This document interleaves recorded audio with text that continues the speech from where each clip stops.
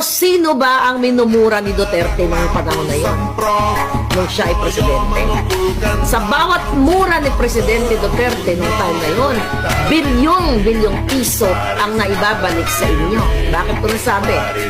Sabihin ko na, Lucio-tan, I will give you 10 days. Bayaran mo. Pag bayaran mo, sirahan ko.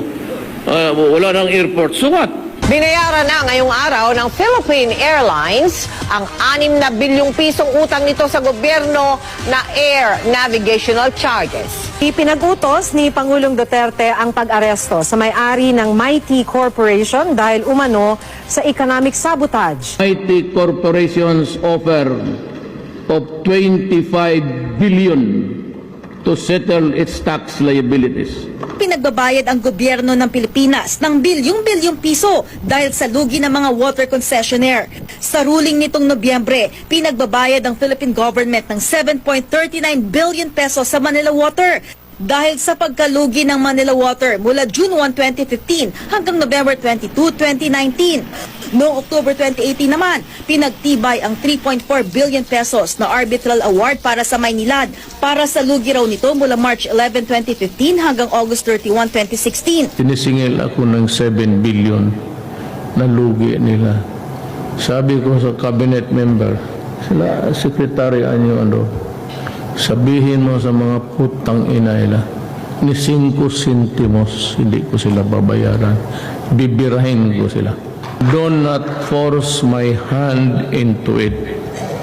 Ipit-ipitin niyo ako ng kaso. TRO dito, punta kayo sa korte, pigilan ako. Mangyari talaga ang hindi ninyo gusto. Sabihin ko sa inyo, ayaw ko, pero pag pinilit ninyo ako, one night, hulihin ko silang lahat. Papile ko to. Economic sabotage, and I will arrest them. Sign it. If you don't, then there is no water. I will order the military to take over. And I will nationalize the water issue, and then I will file the corresponding charges, maybe plunder. Hindi na raw hahabulin ng Manila Water at ng Maynilad sa gobyerno ang bilyon-bilyong pisong danyos na ini-award sa kanila ng Permanent Court of Arbitration sa Singapore. Para yan sa hindi na ipatupad na taas singil sa mga nakalipas na taon. Hindi na rin daw itutuloy ang nakaambang water rate hike sa Enero. Hindi nyo na po ba sisingilin yung 7.4 billion?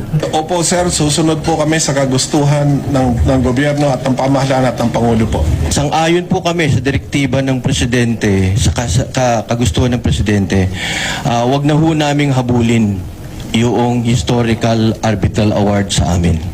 Hindi na rin daw muna itutuloy ng Maynilad at Manila Water ang nakaambang taas singil sa Enero. Ompong magirang rantau kutal mandal bisa tuyo gundul kesana kesering ngampet kendul kendul wortel latil tampak lo yo.